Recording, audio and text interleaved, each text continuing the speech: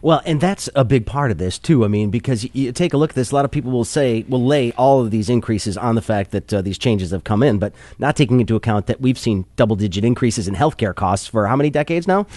and really, that portion, there's part that of the law that addresses that, but it's not a big piece. A lot of it's on employers, employees, and individuals, and the argument is that a lot of that portion, the portion of the actual cost, hasn't been addressed, and there's going to be a big gap in underfunding for this whole initiative, which likely is going to fall back on employers, let's be honest. And employees, more than likely, especially absolutely. If you've got an existing 80-20, your percentage goes up just like everybody else's.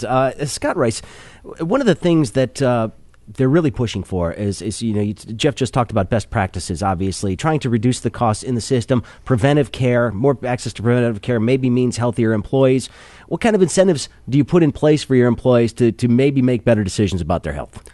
Well, and does it do anything in terms of driving down the cost in your mind? Well, one of the things is that Blue Cross has been trying to do that for a couple of years with some of their Healthy Blue programs, and from the standpoint of cost, we don't see a whole lot of improvement based on those type of plans. So their voluntary participation plans, I'm just not seeing that it's yielding real cost reduction. Where I think that cost reduction has to come from is the other side of the situation, which is coming up with a greater focus on reduction of cost within the healthcare institutions. And many healthcare institutions are not that focused as other industries on cost. I think they're a lagging industry when it comes to certain aspects. I've heard that, Yeah, and so, I mean, if you look at the pressure that's been faced in the automotive industry, for example, and how cost has been a major driver, I think they become uncomfortable discussions within healthcare because you're dealing with people. And so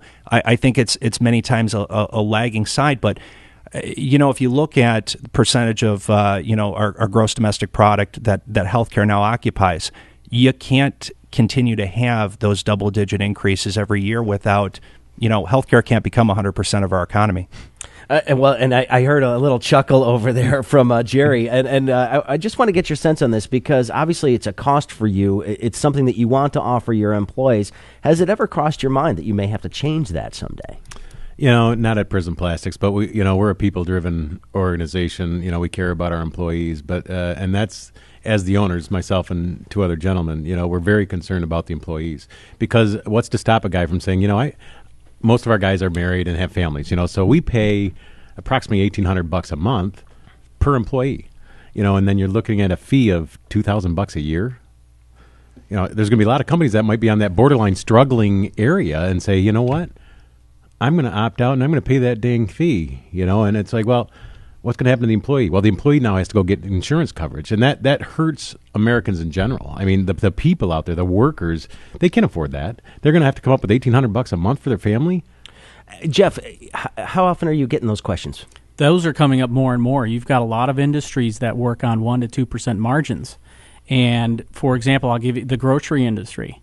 They tend to offer limited benefits to their employees because they have such thin margins, and not a lot of people participate in those plans because they have to be somewhat shared in cost to be even available to them. And now they have to raise the minimum threshold that they need to cover, and they can only charge so much for them. That's going to push some of those 1% to 2% companies. Number one, their choice is covering roughly 20-30% of their employees now because of those plans are that expensive to those employees, or paying $2,000 for every employee. That goes to their viability, and they may have issues surviving long-term because of those. It's a situation, though, where I could maybe see some companies that are saying, I can't afford the overall cost of this health plan. I'm going to pay the penalty, and I'll give the difference in what I was paying before to the employees to go out in the market. I mean, is that a model you could envision for some people? Well, there are some employers that are doing that. So let's take an example. If it costs $10,000 per employee per year, obviously a $2,000 penalty seems like a nice save. But remember, you're getting a tax credit on that $10,000 as an expense. You also have the other issue of, in a competitive market, like Scott had mentioned, you have to make sure that you're giving something that's reasonable. So you're going to maybe have to gross up people in their take-home. to be able to accommodate and keep your employees so that they can then go to the market and still keep them as a kind of a same as within the industry. Because benefits have always, Scott, sort of been considered in as a factor. That's part of your compensation. There's not just, it's not like they can just cut your health care off and then say, by the way, your salary's going to stay the same. I think employees would rightfully be a little upset about that. I think it goes to the quality of your employees, and it's been talked about already. If you're looking at your workforce as important to your organization and you truly value it, I think it's a decision that many organizations are grappling with as to how to create the best possible benefits program. I do understand, though, that if you're looking at a situation where potentially you could go out of business or you opt to go the other direction, you can understand that financially. You don't also want to put people out of work. You don't also want to have your company, go into insolvency. So for some of these organizations, it's really the worst of two choices, I guess, that they're stuck with and trying to figure out how to make the best of that situation. Where I think that a lot of employees have questions is really they've heard all about this. They really do not understand how exactly it's going to impact their world. Well, and how many of your employees have questions about whether or not they're going to even have employee-sponsored health care anymore? Because I think there's a lot of people that still think that, they're not going to have an employer plan anymore. I talk to people all the time that say, I don't want to go into a government-run program. And I say, well, if you've got coverage, and if as long as your company says they're not dumping you, you still have coverage. They don't seem to get that, Jeff. And I'm wondering if that's a messaging issue or something that will eventually settle down once we have a better idea of where this is all going. Right. There's certainly the scare tactics out there that this is going to go away. But there are indications that some employers are going to opt this way.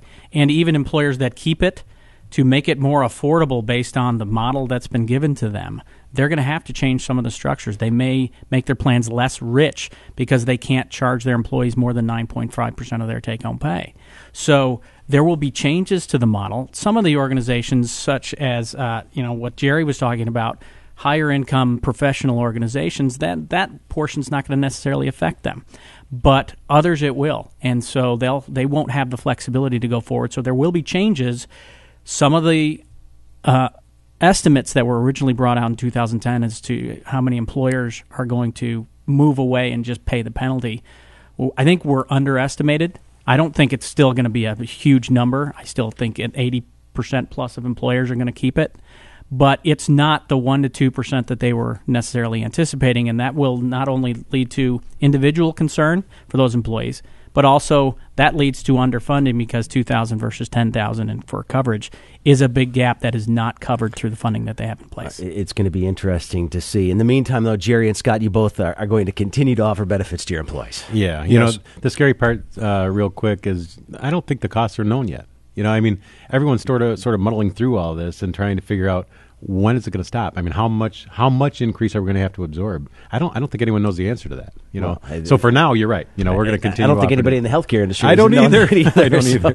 Well, gentlemen, I really appreciate the time being able to give us because there are a lot of questions out there, and it's important to get this perspective on the discussion. So thank you very much, Jerry Williams of Prism Plastics. Good to see you again, sir. Good to see you, Craig. Scott Rice of Powerlink. Thank you for being here, and Jeff Breeden of Kane Atwood Group Services. Pleasure to talk to all of you, and we should check back in 6 months or so when a lot of this becomes a little bit more certain, perhaps. We'll do that. Thank you. Thanks for having us. Thanks, Craig. This is the Craig Fahle Show on 101.9 WDET. Stay tuned. Coming up this hour, we still have Kurt Guyette of the Metro Times, who is going to join us to talk about MDOT's plan to spend almost $2 billion and possibly 20 years to widen I-94 between Conner and I-96. It needs it, but boy, 20 years is a long time. That'll give you an idea how big this project is. And also, we're going to talk to Todd Lassa of Automobile Magazine coming up about the auto show. That's it. This is the Craig Fahle Show.